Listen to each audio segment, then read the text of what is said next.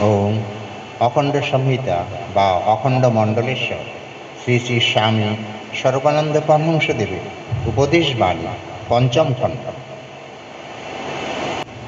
লালসার বস্তুতে ঈশ্বর চিত্ত। যুবক বলিল, কখনো কখনো এমন দু একটি মূর্তি চোখে পড়ে, ইচ্ছা করিয়াও যাহা ভোলা যায় না, তাহাদের শরীরের অঙ্গ প্রত্যঙ্গগুলি চিন্তা না করিয়াই থাকা যায় না।